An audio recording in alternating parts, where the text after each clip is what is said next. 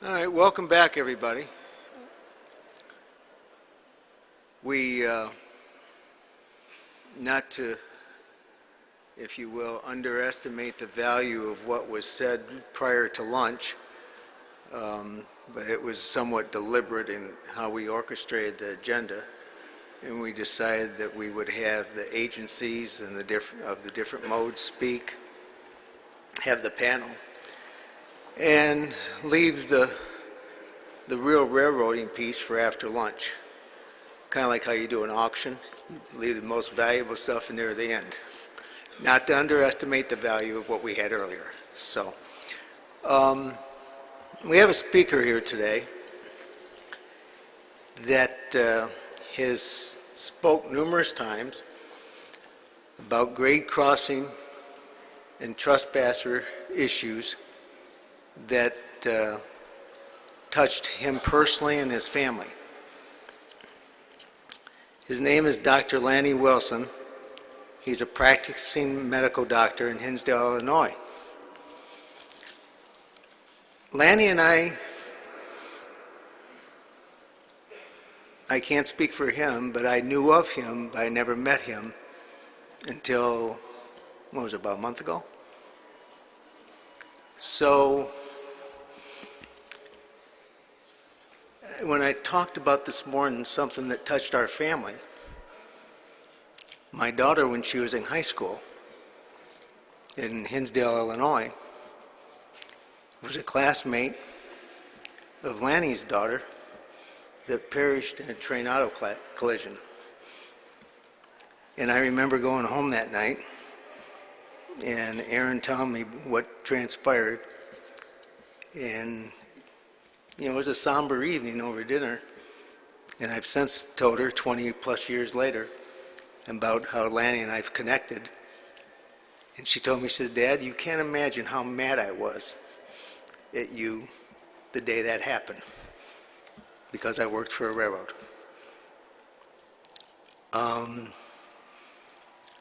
That, along with being in the cab of locomotive, one time hid in the school bus, and seconds before we hit, the last person on the bus escaped. It was in Charlotte, Michigan, cold winter morning. The bus driver did exactly what the bus driver was supposed to do. Pulled up to the automatic crossing protection, hadn't activated yet, stopped, opened up the door to look both ways, closed the door, started to accelerate, and the bus stalled on the railroad crossing. It was full of children before the days of backpacks, happened in the early 80s, and there were lunch bags and books strewed all over the highway crossing, and we weren't sure whether or not everybody was off the bus before we hit it. We laid down on the floor, and all I remember was a big steel yellow mass that I saw in the windshield of the locomotive.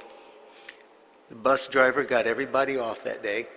There were no injuries, no deaths, but I remember it like it was yesterday. There was another occasion where it was one weekend we were going up towards Imlay City in the Thumb area of Michigan, plowing snow. And when you're plowing snow, it's hard to see. And you're looking for your flange markers and trying to figure out when to raise your flangers. And we hit a car. And there again, very fortunate.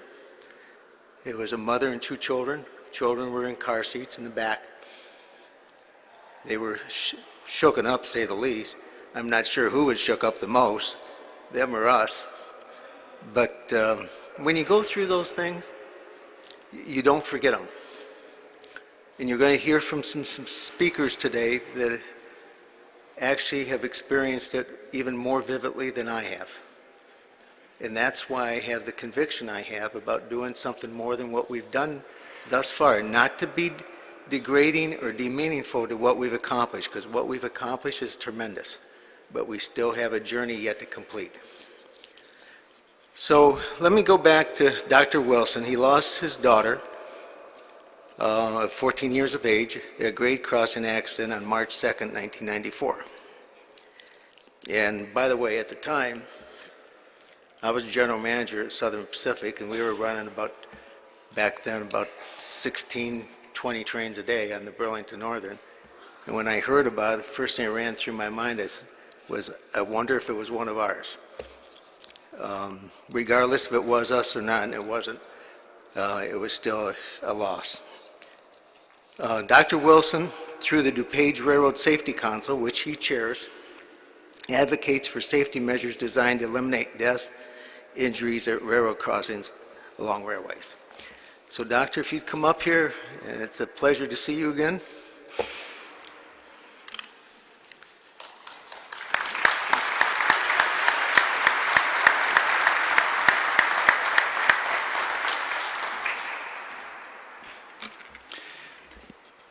Thank you, Administrator Batory, for that kind introduction. When you accepted our invitation to be our keynote speaker at the September 27th conference, our 12th biennial conference, I thought maybe it was that wonderful letter that I sent you, or the fact that you were personal friends with Norm Carlson, the chair of the Metro Board. I had no idea that we had such a personal connection, and it's a pleasure to meet you, and thank you for taking this so personally yourself. I know Lauren wasn't a member of your family, but I feel like you're treating her like she was a member of your family. Victims feel that every life is precious. That life that we lost was the most precious life in the world, and how could God take her? I begged God to not take her that day when I was going to Loyola to see her on a respirator. And friends of ours met us there. They had a son who was hit at that same crossing as a biker a few years earlier, and Jonathan was living in a chronic vegetative state. And they said to us while we were in the intensive care unit for our son, because we had two victims, we had Lauren, who was taken to heaven right away, and then our son, who was in the intensive care unit for weeks. They said, if only we had done something more, maybe your children would not have had to endure that. And that haunted me, because I never wanted to see that tragedy happen to anyone else, not at that crossing, not anywhere. And so what I wanted to do was just protect that crossing right there in Hinsdale, that Monroe Street crossing, at that quiet little crossing across the street from the swimming pool, so that no one else would be killed or struck at that crossing. With good fortune, no one has been killed there, and several years later, a four-quadrant gate system was placed there at a three-track crossing, one of the finest four-quadrant gate systems, one of the finest protections anywhere in the world. And that would have been fine on March the 2nd, 1994, had I been able to get the money together to put that four-quadrant gate system in. But you can't do it with money. You've got to, there's a whole group of things, those of you who are engineers in the audience know, that has to happen before you just put in a four-quadrant gate system. When, on March the 2nd, 1994, there were only two of these four-quad gate systems in all of North America. One, I think, in Rhode Island and another in Canada. And today there are thousands throughout the country helping make those crossings safer, thanks to you all who are making those crossings safer. My interest was primarily in railroad crossings, even though our motto is prevent deaths and injuries at railroad crossings and along railways. Am I looking, Larry, at you? Thank you. but an ounce of prevention is worth a pound of cure. I'm an OB-GYN, so I do pap smears and mammograms and recommend colonoscopies. So these four-quadrant gate systems represent the best of preventive medicine, at least at crossings. But then as I was as my little group was watching the crossings be protected better and better, in about 2015, we realized that we were not addressing the other part of our motto, which was those tragedies along the railways in between the crossings. I'll get to that.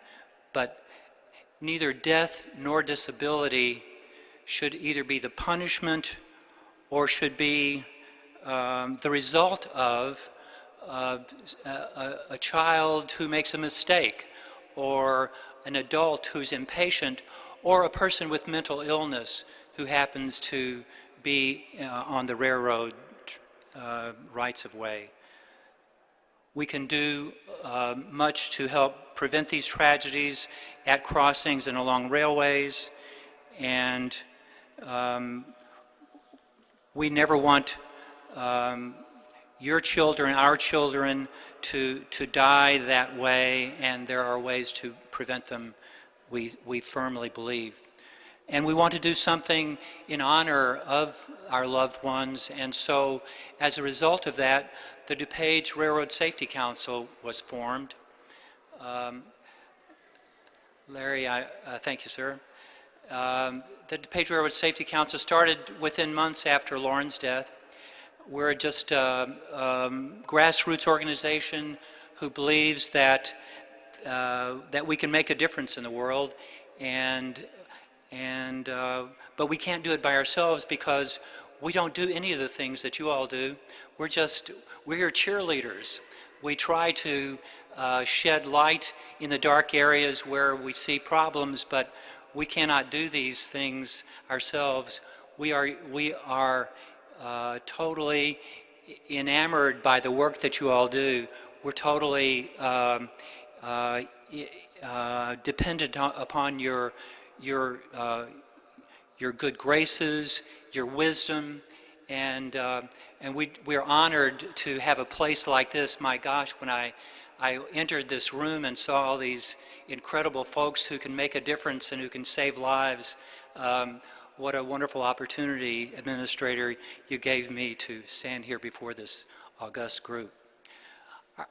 Once a month, come rain or shine or snow, our little DuPage Railroad Safety Council group gets together in a hospital room in Hinsdale, Illinois. 15 to 30 of us get together, and we try to figure out what we can do better to help save lives, and who we might be able to talk to, who we might be able to persuade. If you want to find out a little bit more about us, you're welcome to find us at www.dupageRailSafety.org.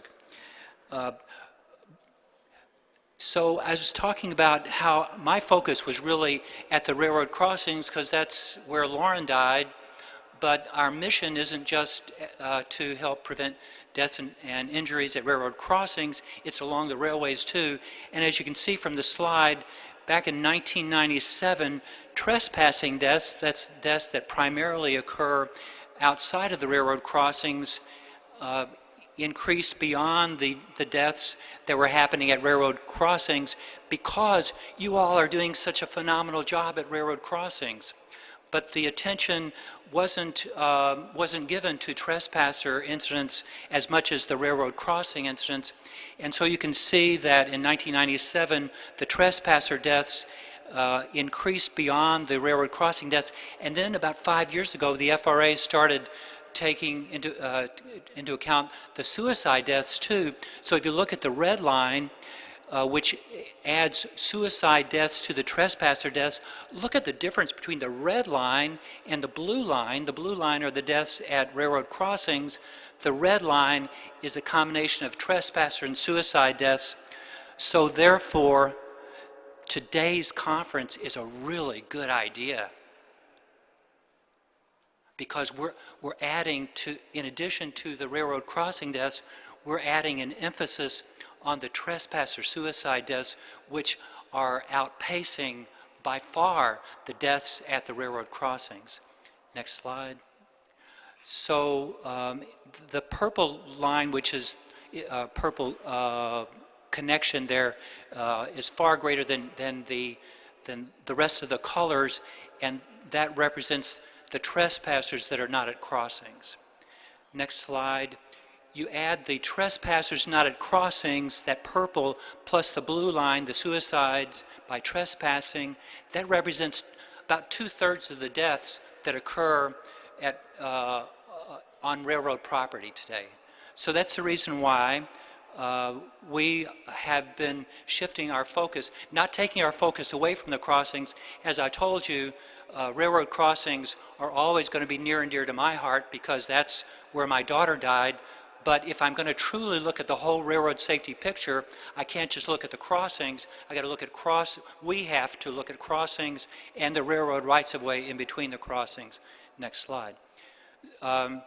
Tremendous job, an 80% decrease in the railroad crossing collisions since 1980. You go back further, it's even a more tremendous decrease than that.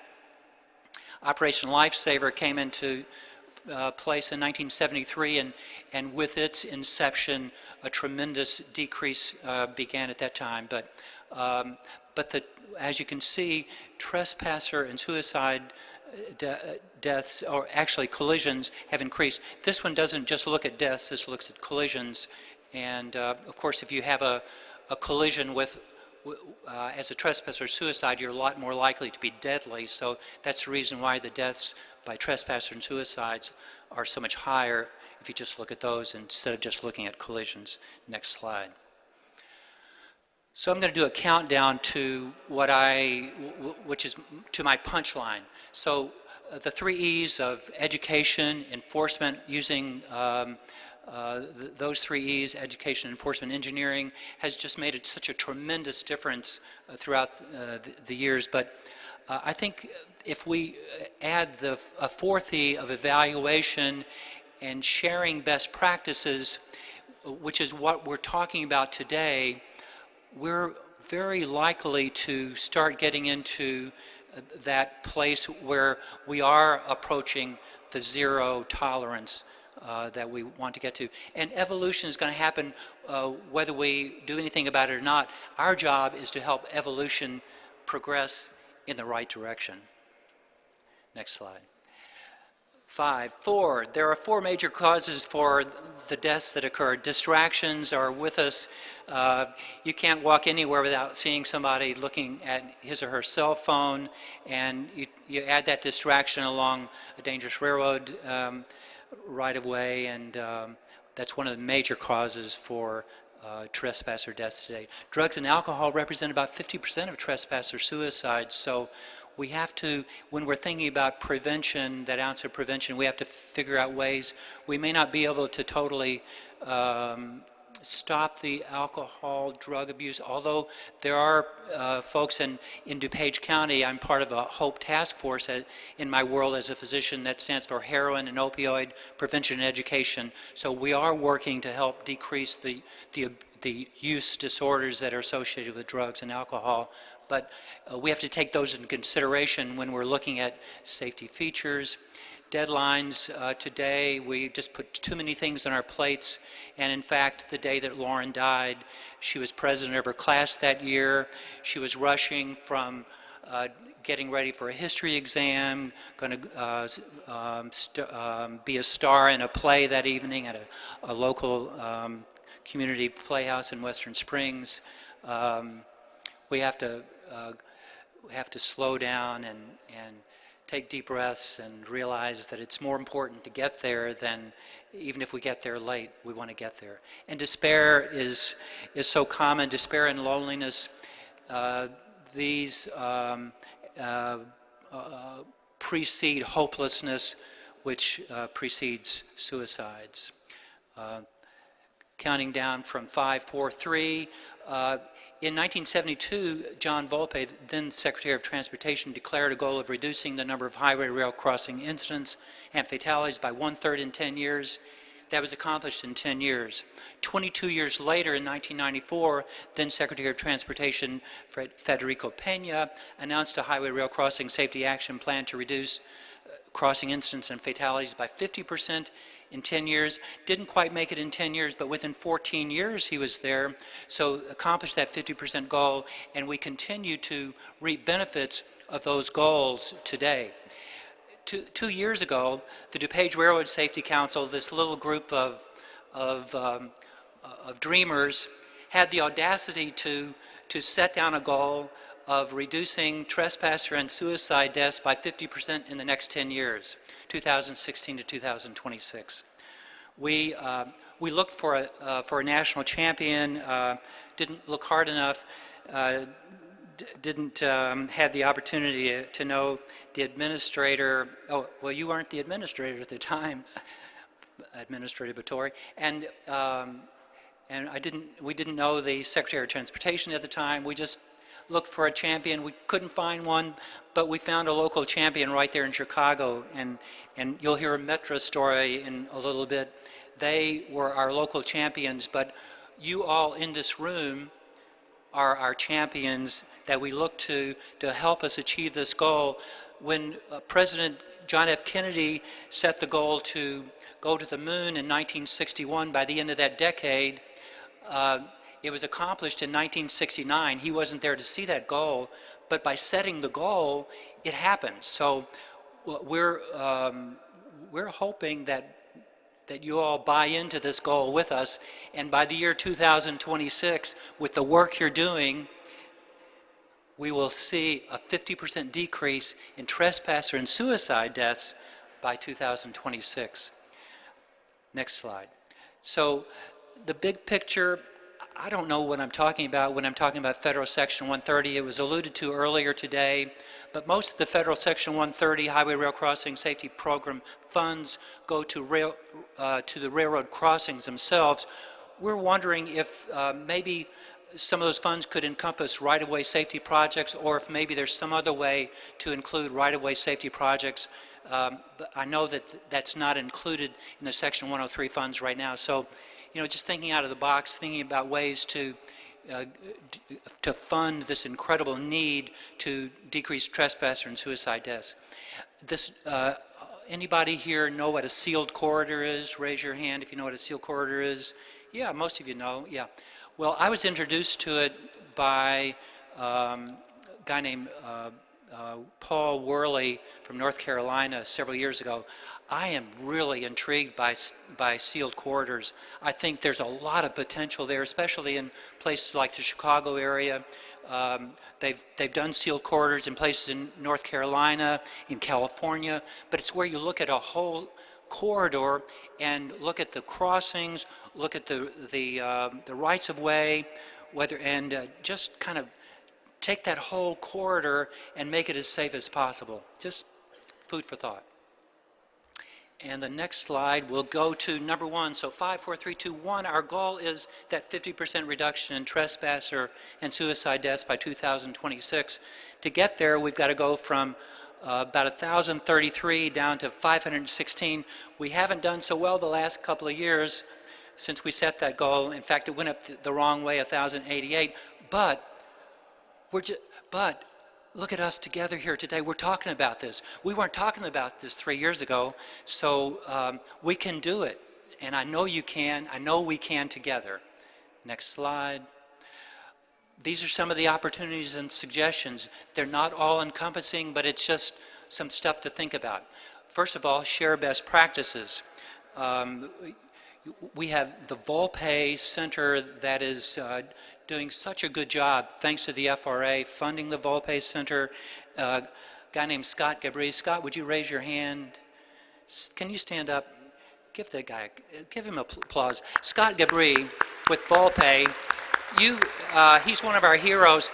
This guy has so many great ideas. So as we go forward, he's one of the people that's going to help us get to that 50% decrease goal. Mental health awareness, the Metro folks have just championed this so well, being their brothers and sisters keepers.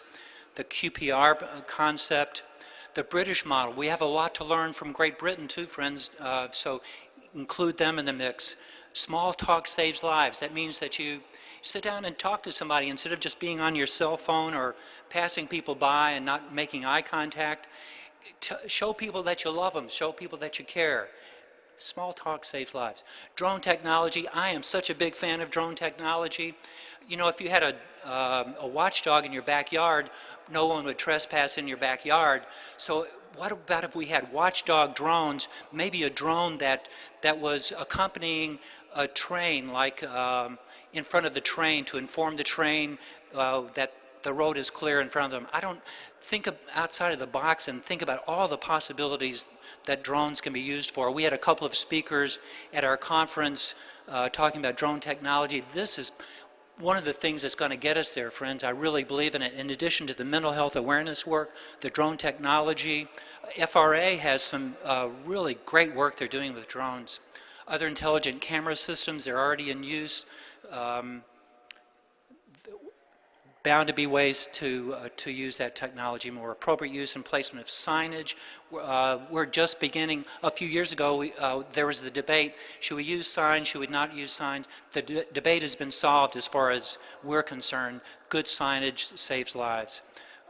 Posting suicide prevention hotlines and crisis text lines.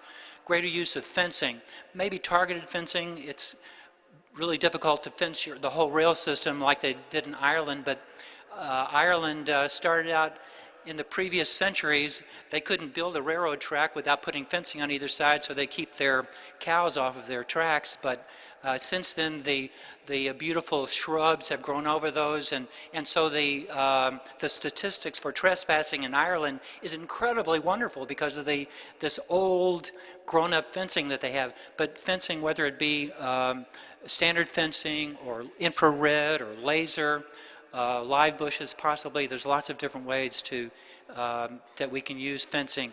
There was a sad death in Indiana within the last year. A young child went onto the tracks. There was a trailer park right there beside the tracks, so probably there should have been fencing there. Just saying. Channeling patrons to safe pedestrian passages, and just a few more suggestions. Next slide. Increased use of pedestrian gates.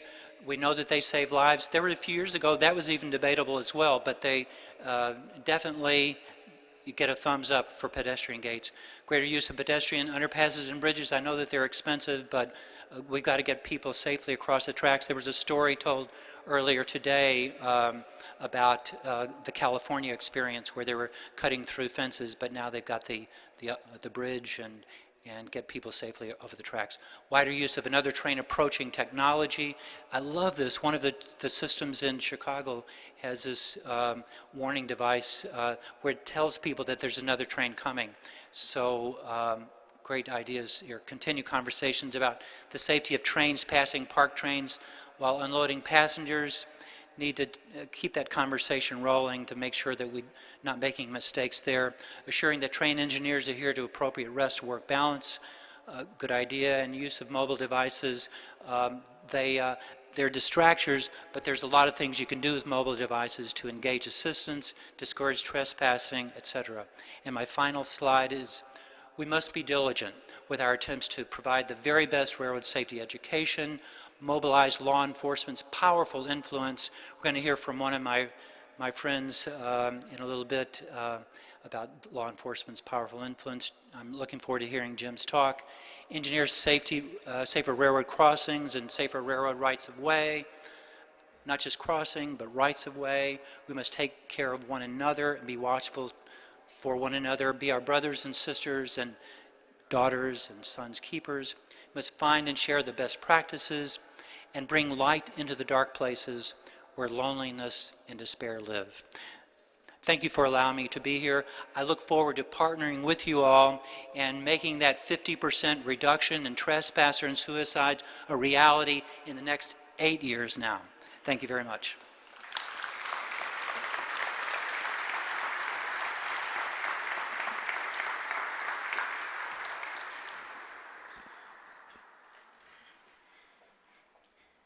Thank you, Dr. Wilson. I know I speak for everybody in this room when I say we're sorry for your loss, and at the same time, we're saying thank you for everything you do in this regard. So, thank you very much.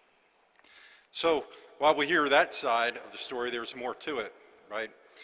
For all the tragedies that happen when somebody's hit and injured or killed, there's the men and women who are operating the train in the cab of that locomotive.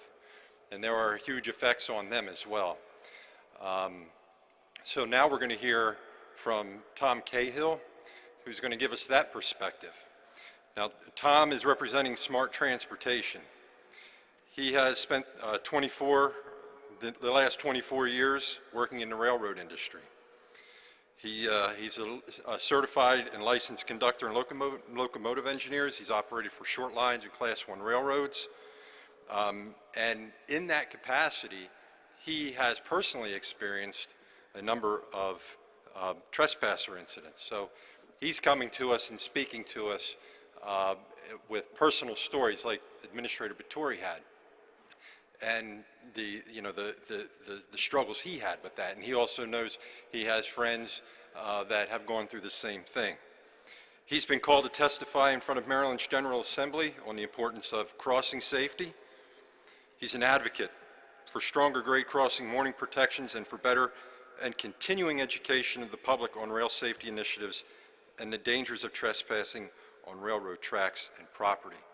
So please join me in welcoming Tom Cahill. Thank you.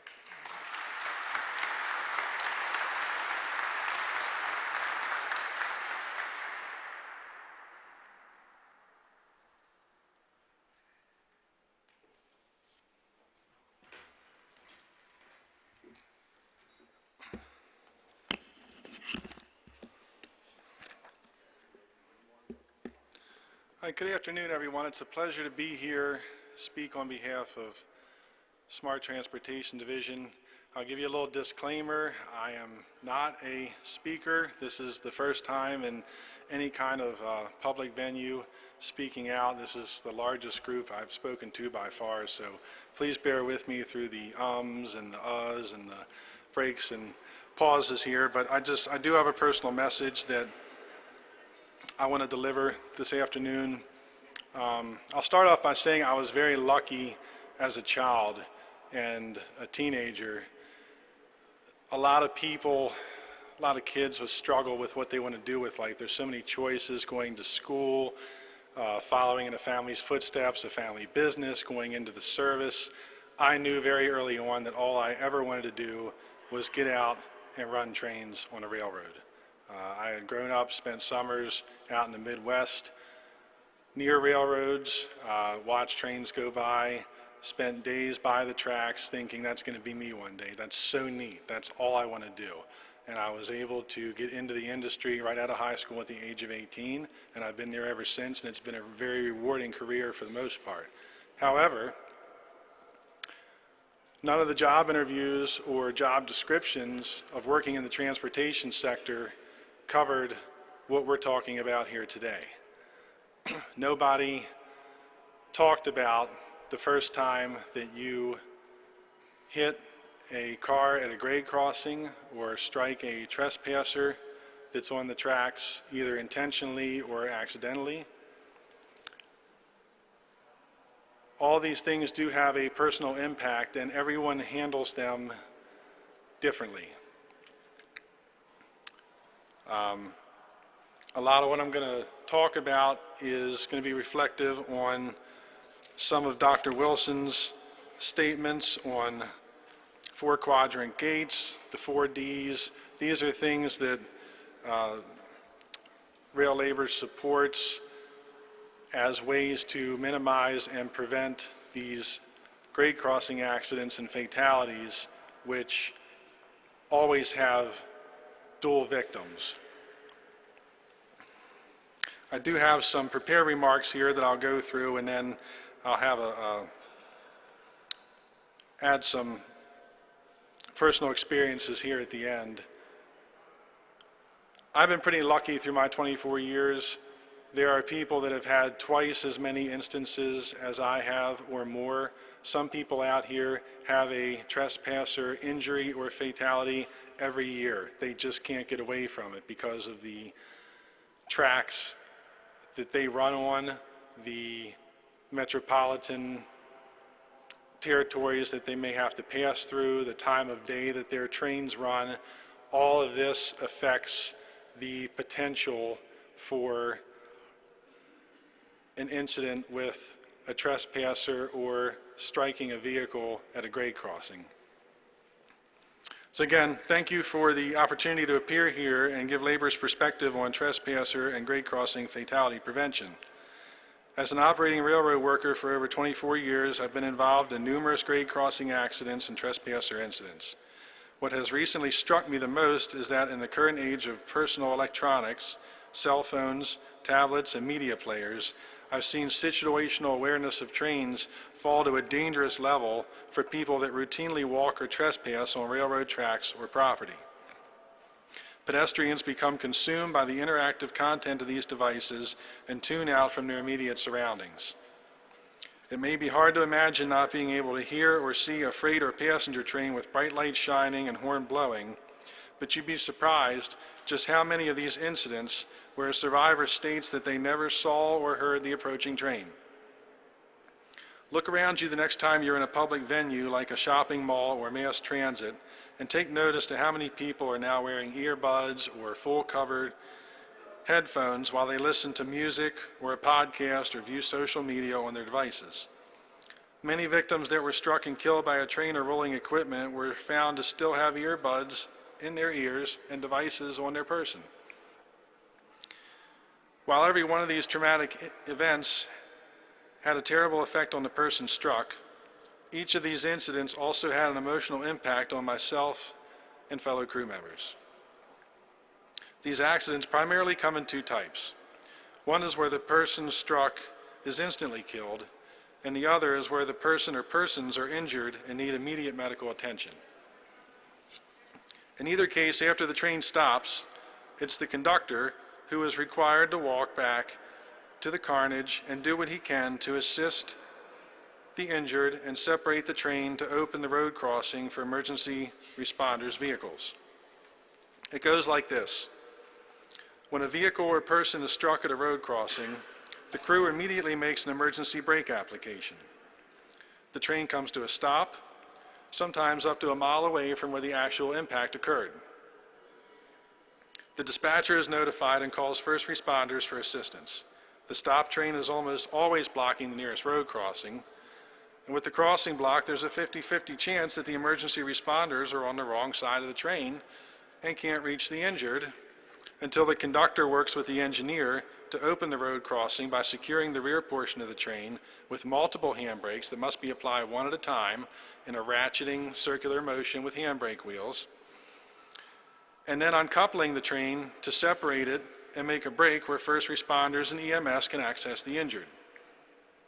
It's not possible for a train operated by a single engineer to open a road crossing in a timely fashion because this act of securing and separating the train is and will continue to be a two-person operation. Herein lies a big potential problem. With the recent talk of transportation automation, there's been talk of trains being operated with a single crew member or even no crew members.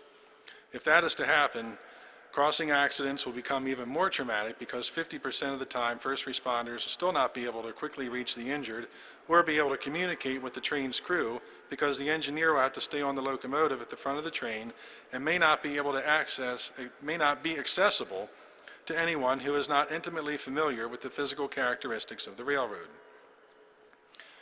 When we discuss these accidents, we tend to focus on the train crew as being victims in these accidents as well as the person at the crossing.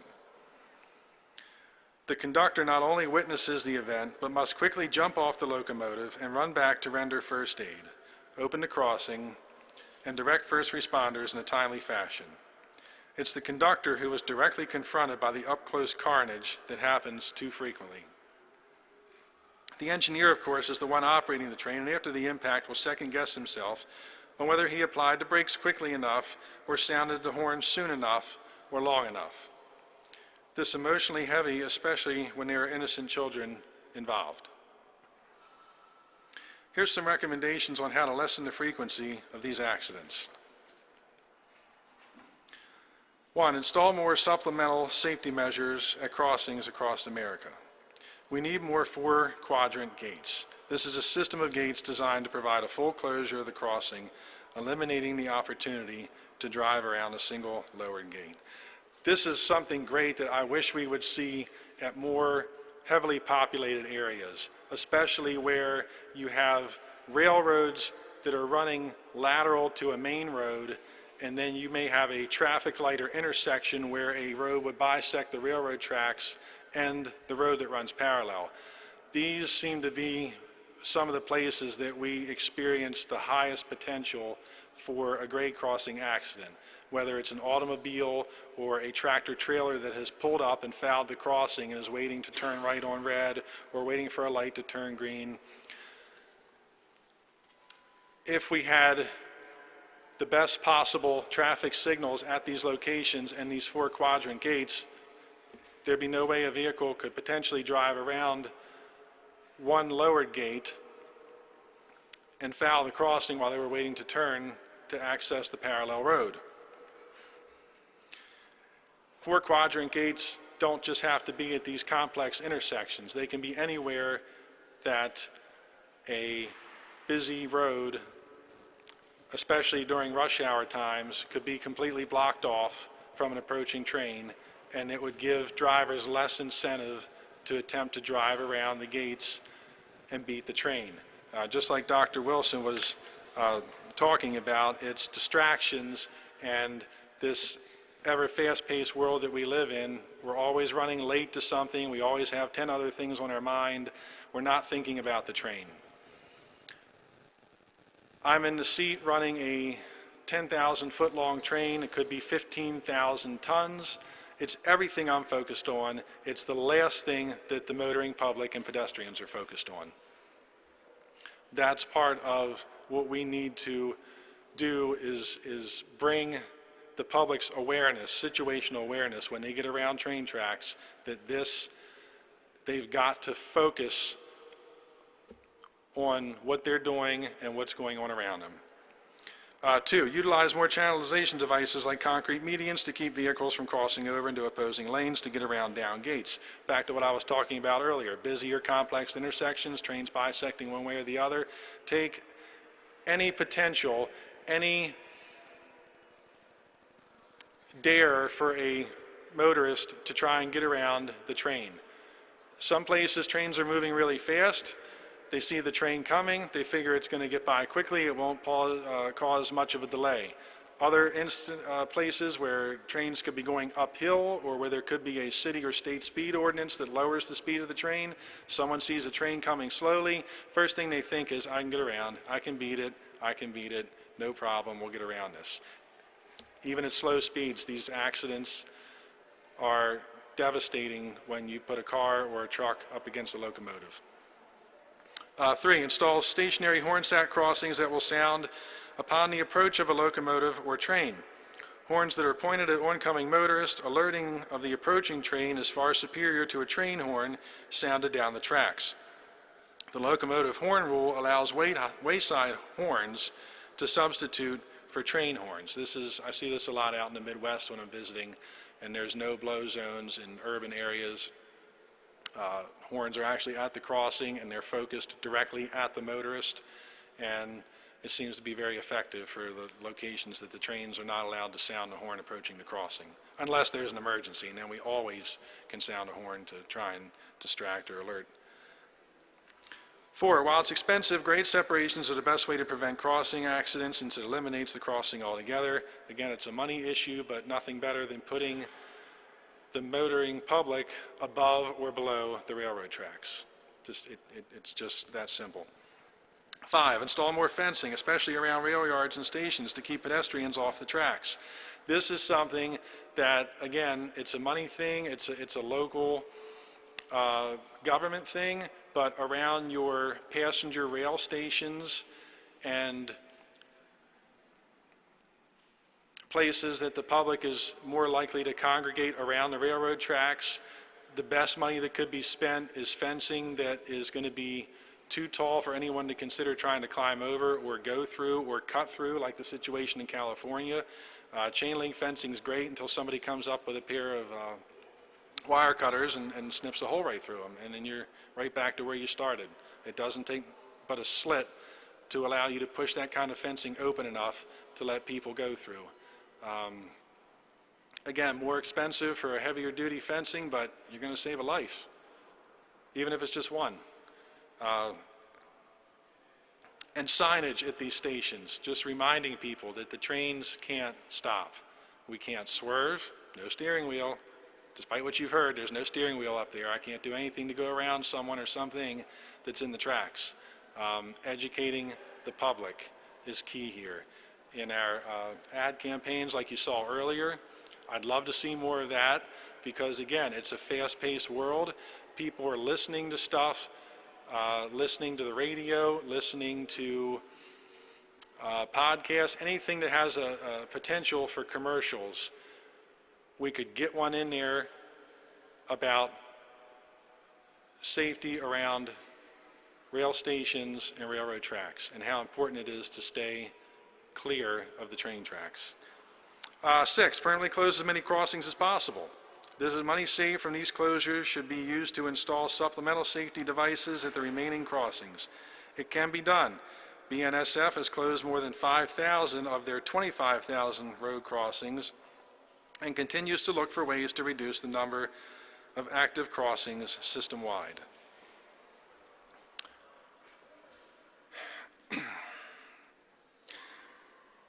The spectrum of what-ifs when you're talking about trains versus trespassers or cars or trucks or equipment, the spectrum is huge. For everything that the modal groups do here and can be done in the future, there's always going to be what-ifs that can't immediately be addressed. It's just critically important to educate the public on their obligations and how to stay safe when they're around train tracks, rail yards, and other places where they may be tempted to trespass on the railroad.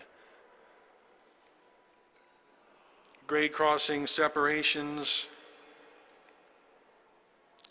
obviously are a good, hard answer to a lot of train and vehicle collisions, but sometimes what happens with these when you close a neighborhood street off to vehicle traffic with a couple of concrete jersey barriers and simply bringing in some backhoes and busting up the macadam and the asphalt that allowed the cars to go over the railroad tracks, it now becomes a hot point for bicyclists, kids, people walking their dogs. It's not enough sometimes. Those areas that have been in the neighborhoods for years that everyone's used to using, they're not going to stop simply because they can't drive a car across it anymore. So following up on these grade crossing closures with the fencing and the signs and the lighting that we talked about is what's going to make them the most effective. We see it too many times where a crossing's been closed and you can clearly see where people have made paths around the barricades and continue to utilize what once was the crossing from getting from one side of the neighborhood to the other. On a personal level, this time of year is tougher for operating crews. We typically tend to see a bit of an uptick in the fall and going into the holiday seasons. Again, back to what Dr. Wilson was testifying about, depression, people that can't bear to go through another holiday season for whatever reason, whether it's family, whether it's financial. We do see that uptick this time of year. Part of it's winter setting in, days getting shorter, a lot of mental issues. We've been hearing a lot about mental issues in the news here lately with everything that's been going on about people's states. It's important to reach out to people if you know someone that's suffering or struggling or going through depression, especially if you know that they're going to be on or around the railroad somewhere they could potentially have the option to make a bad decision. The suicides are the absolute worst for us because it's generally not someone who sprints out at the last second and decides to take their life that way. Sometimes you'll come around a corner and you'll see someone kneeling out in the tracks in front of you. Sometimes they're facing away from you, and sometimes they're facing the direction you're coming. And I've heard it too many times where the last thing that the train crew sees or remembers is that person either looking up at the train as it approaches them or looking back over their shoulder as the train overtakes them. And it's very difficult. It's very difficult for the train crew. There's little you can do in those situations. You saw in the PSA earlier that was shown on the TV screen, it can take up to a mile for us to stop. And even if it doesn't take that long, it doesn't matter how quickly we stop. The damage is done as soon as we strike the person. It's traumatic. And as the engineer, I stay up on the head end. I don't have to go back there and see literally what's left of the person after you hit them.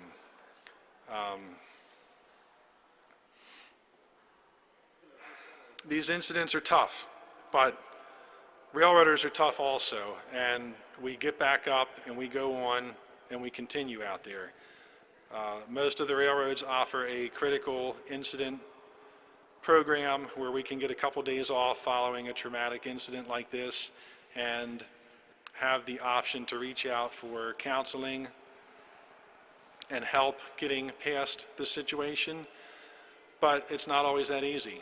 It's not always something that you can turn the page from and move on. I've seen guys that worked the road for 20 years and loved running between towns and the countryside and going through the neighborhoods and going out season to season and seeing leaves change, going through the mountains and the tunnels over the rivers, just being out there in their territory. I've seen incidents like this turn a man or woman like that into the yard where they want to stay on the shifter and never go out on the road again. Again, the spectrum here is just huge. And the way it affects everybody, every situation is different. And you always go back and think, what could I have done? How much more noise could I have made? Should we have pulled the emergency brake the second we saw them? We thought they were going to move. You just go back and go through these scenarios over and over again. And as we've discussed here today, they're all preventable.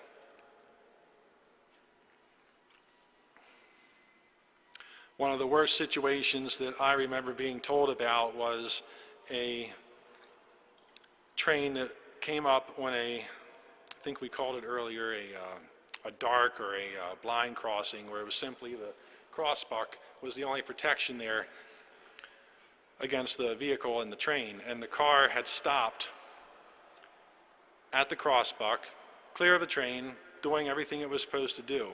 And as the train came up and was getting ready to foul and breach the crossing, an inattentive driver came up behind this person and rear-ended them and shoved them into the train. And again, I don't remember the specifics of it, whether it was a man, woman, mother, father, boss, brother, sister, it doesn't matter. They were killed. And it all goes back to situational awareness and how these are preventable.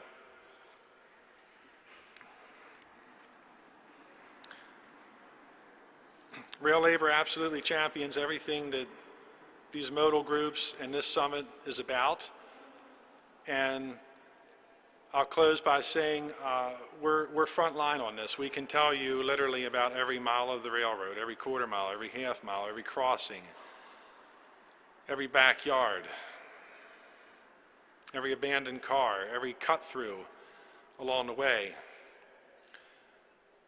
We want to participate in this. We want to be a part of identifying these areas and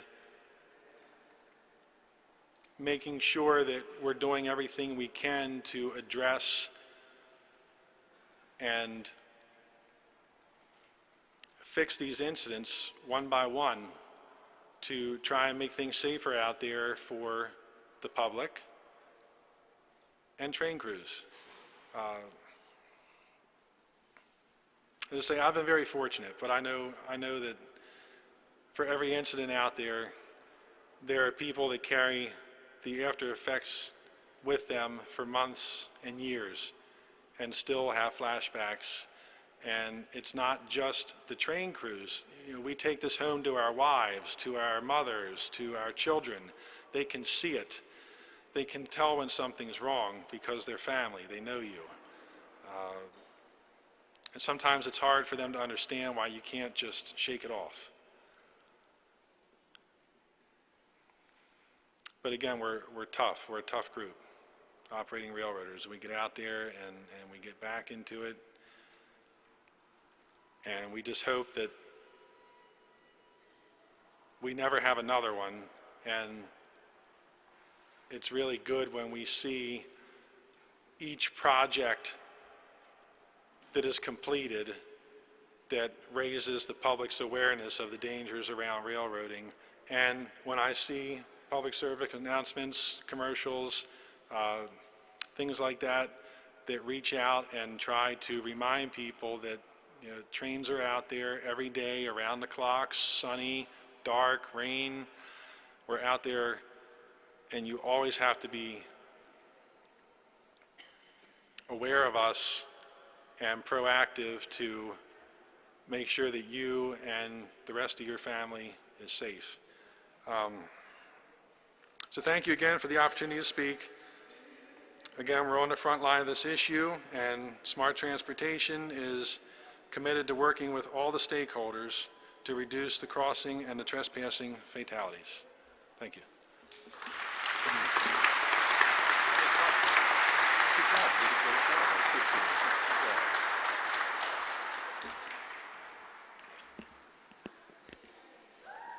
All right, thank you very much, Tom. We appreciate that. Your insights from that perspective are very valuable to us. Okay, now for another perspective, and that's law enforcement. So I'm going to introduce James Kvetin, Police Chief of St. John's, Indiana. Jim has worked in law enforcement since July of 1985. For 30 years, he worked at the Elmhurst Police Department, which is a suburb just west of Chicago.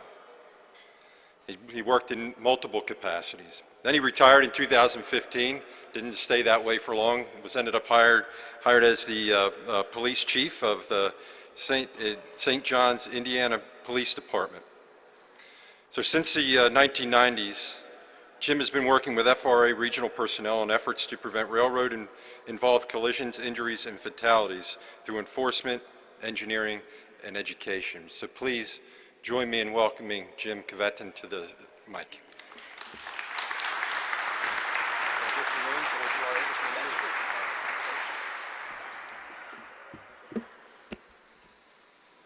First, I want to thank the administrator for having me here today, for inviting me to come and talk before this very distinguished audience. Back 35 years ago, when I was going through my interviews to become a law enforcement officer, I was asked, what would be a goal for you as a law enforcement officer in your career? What is the one thing that you would want to do during your time as a law enforcement officer? And I had just finished doing some volunteer work for the Red Cross, and I thought to myself, well, I just went through emergency childbirth. I'd like to deliver a baby. That's what I'd like to do. My connection with Dr. Wilson. Obviously, I'm not delivering a baby today, and if you ever asked me over the last 35 years if I'd ever be speaking in front of such a distinguished audience, I probably wouldn't have given that answer as what my possible goal would be, because I probably thought that would never be reached. Back in 1994, as a policeman in Elmhurst, I was an evidence technician. One of my duties was to respond to very critical collisions. The most critical collision you could respond to would be that of a railroad train impacting a pedestrian. These are the statistics that we saw in 1994, from 80 to 1994, where we averaged 2 to 3 fatal collisions per year. In Elmhurst, we had 150, 160 trains travel through our community each year. With the Union Pacific, back then it was the Chicago Northwestern, Metra, and the Canadian National, which is the old Illinois Central Railroad. And we had a downtown train station, which has a tremendous amount of interaction with pedestrians. And a lot of the DuPage County communities have similar situations. This is what we saw. And I was shocked to see when I went out on foot to watch the railroad crossings in the downtown area. This is a crossing actually a couple towns over in downtown Downers Grove. And you could see on the left side of your picture there, the railroad gates are down. If I played the video for you, the lights would be flashing, the bells would be ringing. In fact, you'd hear a train horn of the approaching train. And still you'd have herds of people going around those gates. We tried many things over the years after experiencing those pictures, those visual experiences of all those herds of people coming over the tracks. In fact, that video, if I played it all the way through, the railroad buff that was videotaping the train that day caught a lady being struck by the train and killed. So we started a railroad program in our community which involved many, many different facets. In fact, the way I describe it is we threw everything we could against the wall, and we continued doing those things that stuck, and we stopped doing those things that didn't work so well. From the pictures on your screen, you can see in the upper left-hand corner a train approaching. We have a sign that was posted there, and I remember drawing that first sign for my Public Works Department. Elmhurst arrest railroad crossing violators. I draw it on a napkin. And my Public Works Department put that sign together for me by cutting those letters and those designs out of black tape with scissors. That was before the technology of today, where you can put a piece of metal in and it comes out with a design on it. Long before Quick Curb was developed, in the bottom left you can see cones that were designed by our Public Works Department. They put down the center of the road. We put banners up at our underpass. Our city fathers were smart enough back in the early 70s to put an underpass in. We had a hospital in town. So we put banners over the underpass so that the local commuters and people driving through our community would see the safety messages. And of course, when we realized trespassing was another big problem, we put up trespassing signs that advised everybody that we would arrest those individuals too. Like I said, we tried everything we could think of. In the upper left-hand corner, you can see a railroad safety blitz at our downtown train station. We handed out railroad safety information. We ran Operation Lifesaver classes, 10-minute presentations, one right after the other for every group of commuters that came through that station. So in the morning from 5 o'clock till 9 o'clock, we ran 14 Operation Lifesaver presentations, one right after the other as quickly as we could. We had officers on the platforms making sure to enforce the violations. Everybody talks about the 3 E's, education, engineering, and enforcement. As I'm going through these pictures, you can see all 3 of these things are included in this presentation. The engineering of the cones down the center of the road, the education of the Operation Lifesaver presentations, the enforcement, of course, of the violations that still occur. We expanded to our safety town. We had a downtown program of fundraising for a local children's charity that had these fiberglass vehicles. Each year we'd have a different type of vehicle, and we decorated them, and then we auctioned them off at the end of the year for a local children's charity. This one year we had steam locomotives, and we had a college in town where the art department decorated it for us in the slogan or logos of Operation Lifesaver, Sly Fox and Birdie. This is a trespass violation banner that we had on our underpass. The railroad, Union Pacific, came up with a grant some years into our program, and the grant took our downtown train station and made some conversions to it. These are two of the conversions. You can see in the upper left-hand corner of your screen, the platform concrete had been cut off. It used to run all the way to the crossbuck and the gates. So it allowed people that got off the trains to actually walk down the platform and end up inside the railroad gate rather than being blocked by the gate, so they could easily go across the crossing without being blocked by the gate. They cut out the concrete, put these channelization fencing in so that people would be forced to walk around to the outside of the gates.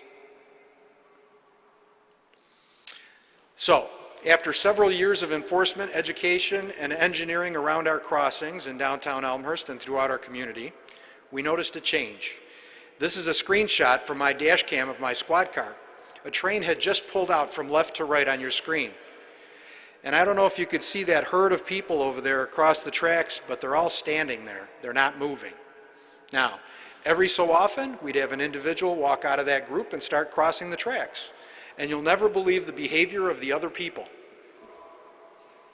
They yelled at them and told them to stop and come back. And they waited till the gate started up. So we thought, you know, we need to evolve again. We need to change this program one more time. So we approached a bunch of local businesses and we got coupons. Tickets, per se, for free things. Brugger's Bagels gave us bagels. McDonald's and Burger King gave us French fries and Cokes. We got a bunch of different coupons, which we called tickets, and when people waited for the gates, we stopped them and asked them for their information and told them they were getting a ticket. And they were shocked. What do you mean? What am I getting a ticket for? Well, you're getting a ticket for doing the right thing, for waiting. It was a great success, reinforcing correct behavior. A few years later, we noticed that occasionally those individuals that would go, soon as the gates would start to go up. Now, all of us here in the railroad industry know that it's not safe till the gate's all the way up and the lights stop flashing, the bells stop ringing. In fact, I have videos that show individuals that started across a 5-track set, and as the gate starts to go up, it goes up about a foot and it starts to come back down again for that next train. Well, a person can't make it across a 5-track set in the amount of time that it would take for that train to be on that crossing.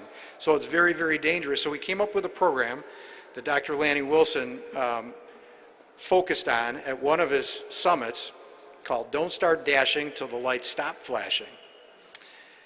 Now I thought, how can I get this message out? We put it on a bunch of bags for groceries, one of those, you know, those recyclable bags you could take to the grocery store so that everybody'd have it with them from the summit. And we put signs up at our local crossings, but you know, the signs get a little noisy, right? It's signs everywhere. Which one do we listen to? Which one do we follow? So I thought, where's the best place to put this? Some place that a driver or a passenger of a car would see it every day. Well, in the community that we were doing our program in, we had city stickers. Nobody likes paying a tax, right? It was a road tax. It was a city sticker that goes on your front windshield. And guess what was on the inside of the windshield? That sign. So the first time that I was doing a presentation explaining this particular part of the program, I thought, well, how many cars did this go on? You know, we have, I don't know how many cars we have in town, maybe 1,500, 2,000. So I called Town Hall and I asked them, 33,000 vehicles had that sticker on the windshield. So for a year, 33,000 cars driving around town with people in them saw that sticker. Don't start dashing till the lights stop flashing. We also wanted to make sure we had crossing improvements. On the upper left-hand corner of your screen, you see an old railroad right-of-way that's been turned into a jogging trail or a bike path. The crossing was very bumpy. It wasn't perpendicular. Bicycles' wheels would get stuck in it. So we upgraded the crossing, and it never had gates before. So we got gates, flashers, and bells installed so that even the people jogging down the track or walking their bike would see the train coming. On the right-hand lower side is kind of an industrial area of town. It was a beaten path along the side of the road there where kids would frequently, almost every day, walk to and from high school.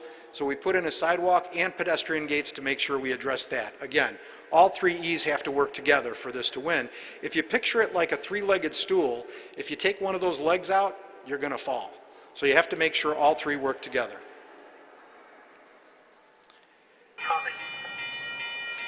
Union Pacific Railroad, Danger. Another train along coming. with Metra, Danger. Another train coming. put this technology at our railroad crossings. Danger, another train coming. Danger. So if a train was in the crossing or in the station and another train was coming, there's a 3-track set there, it would warn pedestrians, it would warn drivers of cars that another train was on the way. Many accidents occur, many collisions, I'm sorry, they're not really accidents, they're preventable. Many collisions occur when one person walks or a person thinks the train that's there is causing the signal, and they go around that train and get struck by the second or third train. Now that technology works really well. In fact, I've talked to Rick Campbell earlier this morning, and he says he's working on additional technology, which might work, might not, I'm not sure, but it sounds good, that if there's a car on the crossing as the train is approaching, it doesn't just warn you, it yells at you, get off the crossing, there's a train coming. I saw a news report on the news this morning that said kids will not wake up to a fire alarm normally in their house. The noise of a fire alarm doesn't normally wake them up, but their mother would.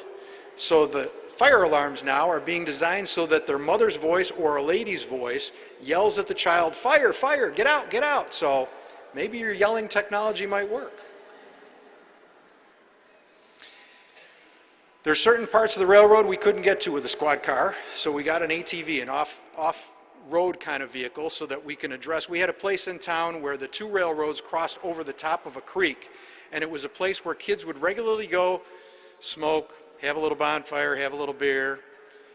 So this gave us access to those areas we couldn't get to. Again, Metra and the Union Pacific Railroad came together and bought a sign that was programmable, that could be moved from crossing to crossing.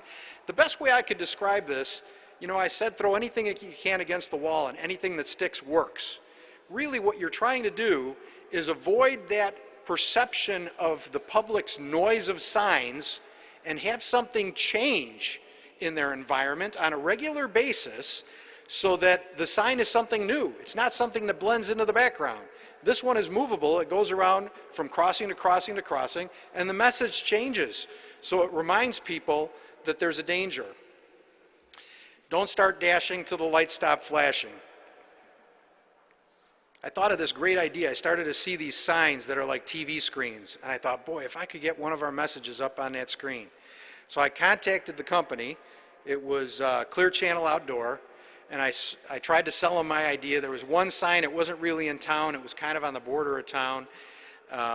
So I sold, and I convinced them, or actually he was generous enough to be convinced. He put it up on 26 signs in the Chicago metropolitan area for 6 months for free. It was a wonderful, wonderful success. So then I thought, we got to try something else. So I thought, you know, our local cinemas have little ads before the movies at the beginning of each movie. So what if we got our public service announcement, and we did 3 of them over the years, what if we got those up on our local movie theater? And I called Canadian National Railroad. I don't know if there's any representatives here. It took me a little while, but I convinced them to give us a grant. And once I had the grant, it took me 4 years, but once I got the grant, I approached the movie theater owners, and they says, well, you know what, hold on, let me think about this a little bit, send it over to New York to check on it with their guys, and Canadian National got to keep their grant. They did it on 10 screens for me for 6 months for free. And this was the public service announcement. There are several thousand collisions involving trains each year, which result in over 1,000 injuries and several hundred deaths. A majority of these deaths occur when someone is struck by a train while trespassing on railroad property. Remember, railroad property is private property. Trespassing along railroad property is not only against the law, it's very dangerous. Avoid taking shortcuts. The only safe place to cross railroad tracks is at a designated crossing. Don't get caught dead on the tracks. Stay off, stay away, stay alive. Now, we were fortunate in Elmhurst because we had a budget that allowed for certain things that maybe other communities didn't. Like I said, we did 3 of these. We had a local cable commission that was able to produce these. But we had one thing that maybe some other communities didn't. During the last 25 years, grant money was proposed and made available to communities in Illinois after a study was done in southern Florida regarding train whistles. And we had an opportunity to compare prior to grant money to post-grant money to see what effect the grant money would have. And it's amazing, with just a little bit of money from a grant, what exceedingly you can do with any project. So on the left side, you could see what we did with our own funds. On the right side, you could see what we did with our funds plus grant funds.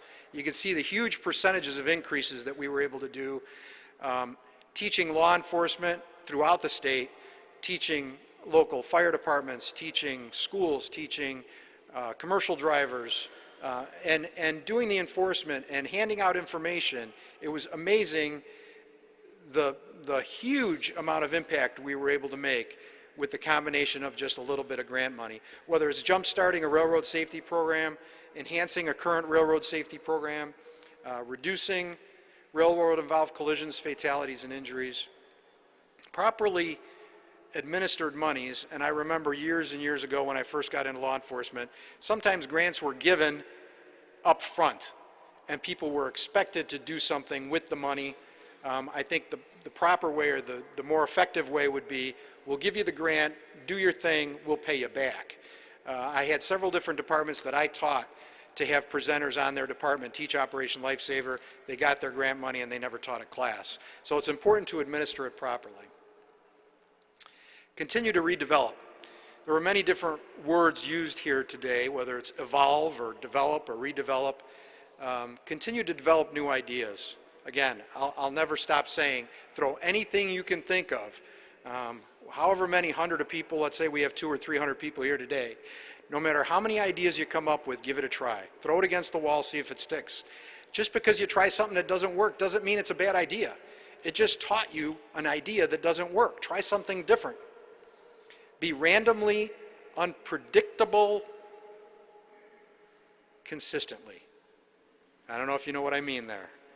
If I have a policeman out at the crossing every Tuesday at 3 o'clock, we're going to have the safest 3 o'clock Tuesday in the world, because everybody will know you're there.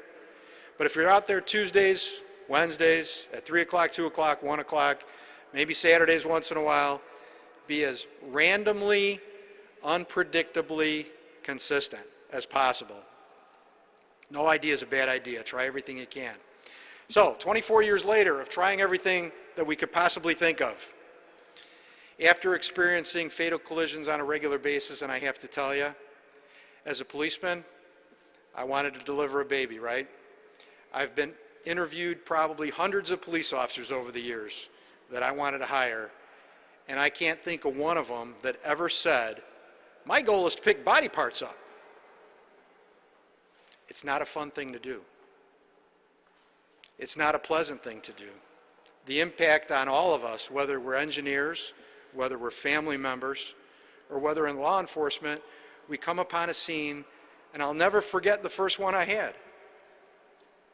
Me and a friend of mine, a fireman named Leo, walked over with a paper bag and put a foot in a bag. That's not why we become first responders. It's not what we expect for our family members. It's not what we ever thought would possibly happen to us when we're a little kid and we want to grow up and be a locomotive engineer. So after 24 years of trying everything we could think of, we went 24 years with only one fatal collision, 18 years with none, 16 years with no collisions, and a significant overall reduction. You saw the graph that I showed you at the beginning. Regular, every year, fatals and collisions. And this is what it turned into. That first graph was 14 years. This one, if I brought it out to 2018, there'd be nothing additional on it. It's virtually eliminated fatal collisions, virtually eliminated collisions. And I have to tell you, the community surrounding this test community of Elmhurst continued to have collisions and fatalities, where in our community we did not. If you put the two together, well, I'm sure maybe one of you, if you're not a law enforcement officer, I'm sure either you know or you've been in a situation where you've told an officer, if you got pulled over. I won't ask for hands. You're just giving me this ticket because you got a quota. You're just giving me this ticket because you want to make money. I've had that happen to me many times in 35 years. In fact, I had it happen to me many times at railroad crossings. You're just here because you need the overtime. You're just here because you want to write me a ticket and you need the money. Well, I contacted Northwestern University because I was kind of frustrated. I was tired of hearing that. And I thought, is it a waste of money? Is it a waste of overtime? Are we doing the wrong thing or are we doing the right thing? And based on statistical data, this is what was saved in 24 years in the community of Elmhurst. There's 30 collisions that never happen. This one's a hard one for me. It's going to be harder for me with you sitting there. I never delivered that baby. My hospital was too close. But there's 16 people walking this earth that wouldn't be if we didn't do what we did. And it wasn't just me, it was the entire department. I had buy-in from officers. I had 5 Operation Lifesaver instructors. And those 16 people don't know what their names are, don't know what their face looks like. Could be somebody sitting in this room. But there's 16 people here today that wouldn't have been if we didn't do what we did. And millions of dollars in savings. The $10,000 or $20,000 or $30,000 a year that we spent on overtime was well worth the investment. Now, this is all the good news. The good news is prevention works. Prevention can, if you throw everything you can think of against the wall, prevent collisions, prevent injuries, prevent fatalities. In combination with engineering and education, you can see what it can do. Somebody has to be driven, somebody has to work hard. But remember, policemen didn't become policemen to pick up body parts. And I've been asked to talk about 2 things. 1, prevention. 2, the effect on law enforcement. And it's hard for me to describe that as well as the engineer did. I mean, I was riveted. I couldn't have thought or said, or I could have heard a pin drop as you were speaking earlier. But it's the same way for us. When we arrive on that scene, it's just unimaginable what we see. And the best way I can describe it is with a video that was put together by Illinois Operation Lifesaver. Staging from transportation. Unit 22, what's your 20?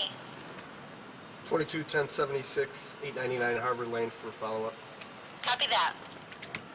I really hate doing these, Ray. Me too. And I've done a lot more than you have, trust me. They never get any easier.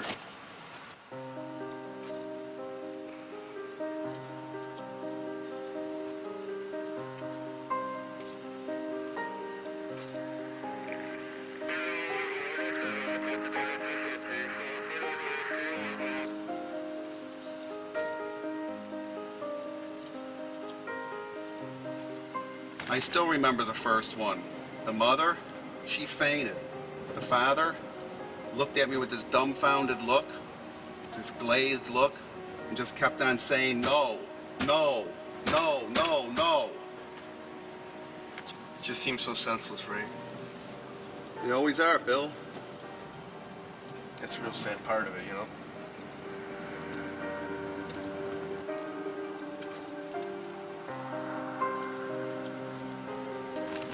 It says 899 Harvard Court. Ray, that's the house. Nice house. Too bad, Bill. It'll never be the same.